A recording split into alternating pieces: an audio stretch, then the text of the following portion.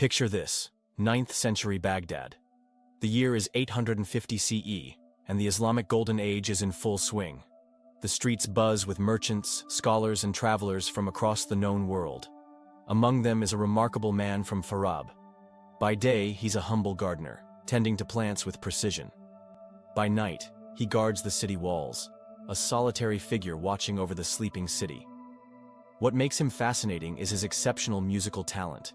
He could captivate audiences in remarkable ways through his melodies. This is the story of a multi-talented man who would revolutionize the thinking of his era. Today, we're diving into the incredible story of Al-Farabi. The man who bridged ancient wisdom and medieval thought, earned the title of the Second Master, and whose ideas about the perfect society are more relevant today than ever. Welcome back to the channel where we explore the minds that shaped our world. I'm your host, and today we're traveling back over 1,000 years to meet one of history's most fascinating polymaths. This is the story of Abu Nasr Al-Farabi, a man so brilliant that he revolutionized political philosophy, music theory, logic, and metaphysics, creating the academic framework we still use today. If you're ready to discover how a 9th century philosopher predicted modern political problems, hit that like button and subscribe for more incredible content. To understand Al-Farabi's impact, we need to picture the 9th century Islamic world. This wasn't Europe's dark ages. This was the peak of human intellectual achievement. Baghdad was like the medieval Silicon Valley. The House of Wisdom was producing translations of Greek, Persian, and Indian texts. Scholars from everywhere converged here, creating an incredible melting pot of ideas. Muslim scholars worked alongside Christian theologians. Jewish philosophers debated with Zoroastrian priests, all trying to reconcile ancient Greek philosophy with their religious traditions. The Abbasid caliphs weren't just tolerating this, they were funding it. Into this rich intellectual environment steps our gardener philosopher from Farab. Al-Farabi's origins are intriguing. We're not even sure exactly where he came from. Born around 872 CE in the Farab region of Central Asia, possibly to a Persian army captain, though some suggest Turkic origins. Even Farab's location is disputed.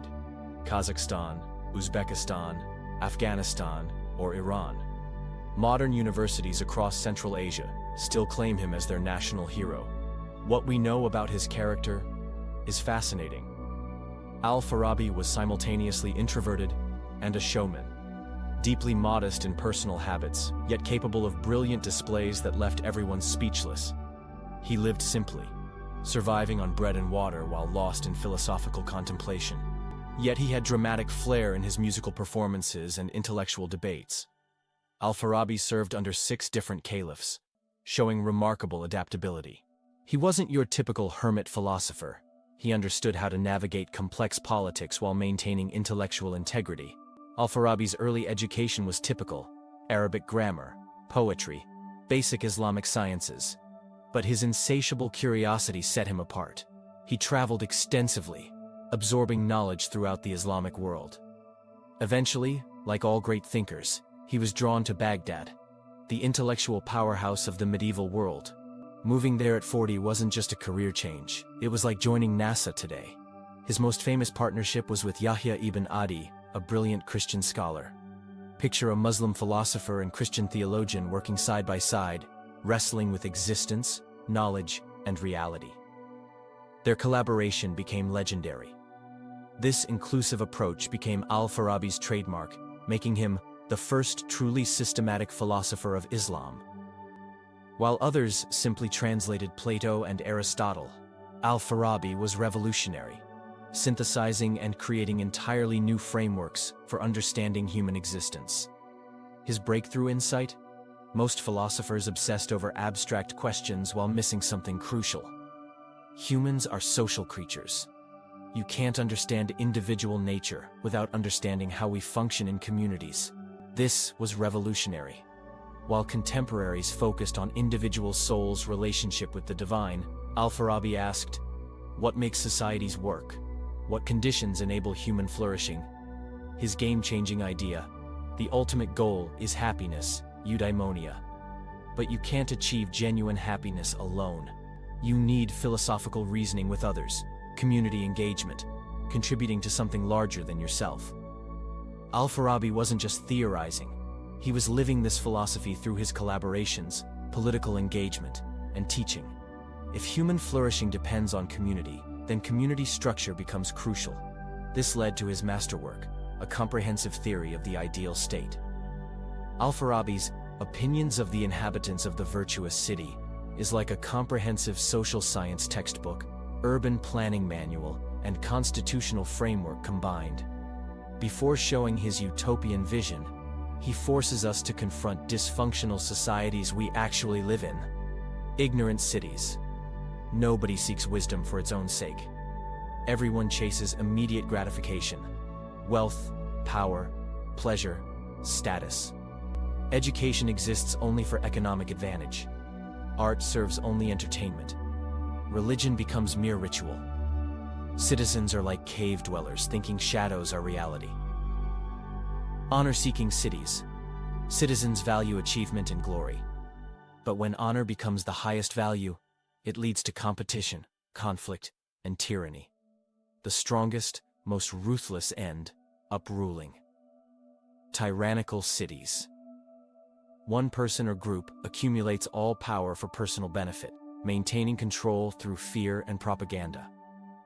Democratic cities. Everyone thinks their opinion equals everyone else's, regardless of knowledge. Result? Mob rule, instability. Eventual collapse into anarchy or tyranny.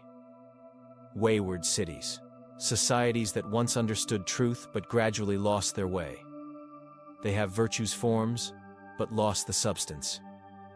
Perverted cities. Former virtuous cities completely corrupted, using virtue's language to justify vice. Now, Al-Farabi presents his alternative, the virtuous city. The virtuous city helps every citizen achieve their highest potential while contributing to the common good. It's like a perfectly orchestrated symphony. Al-Farabi's ideal ruler needs to be intellectually superior, physically excellent, morally perfect, spiritually connected, and practically skilled. But knowing such perfection is unlikely, he created a system that works with imperfect leaders. The city operates on meritocratic hierarchy.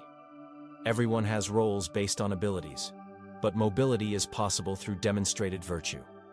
Education is central, investing in every citizen's comprehensive development. The economic system is ethical capitalism. Private property is allowed, but subordinated to common good. Religion communicates philosophical truths through symbolism for those incapable of abstract reasoning. Al-Farabi basically predicted every major political problem we face today. His ignorant cities critique sounds like consumer capitalism. Honor-seeking societies describe nationalism gone wrong. Democratic concerns echo modern worries about populism and opinion manipulation. His virtuous city is like a blueprint for addressing inequality, environmental destruction, and social fragmentation through education, ethical leadership, and community engagement. Of course, his vision has problems. Hierarchical systems raise equality questions, emphasis on philosophical wisdom seems elitist, and assuming objective truths about good life is controversial in our pluralistic age. But even critics admire his analytical sophistication and visionary boldness. Al-Farabi didn't just contribute to philosophy.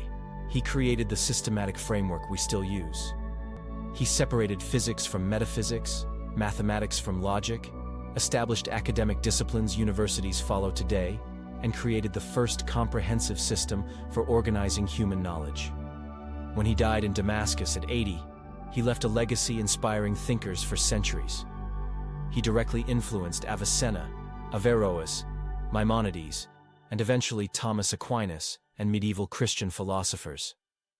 His political philosophy lived through Islamic thought, influenced medieval European theory, and continues resonating with modern political scientists, urban planners, and social theorists.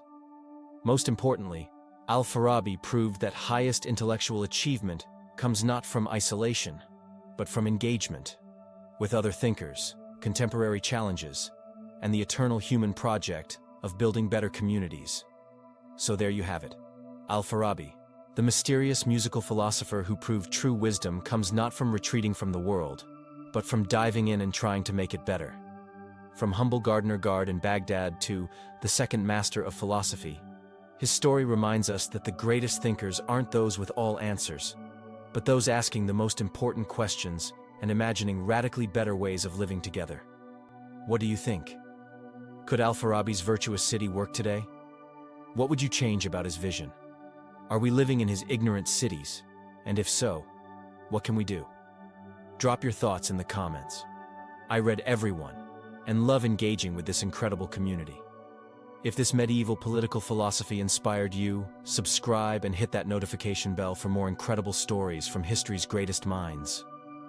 Check out our Islamic Golden Age playlist. We've got episodes on Avicenna, Averroes, and Al-Ghazali that will blow your mind. Until next time, keep questioning, keep learning, and keep building better communities. Peace.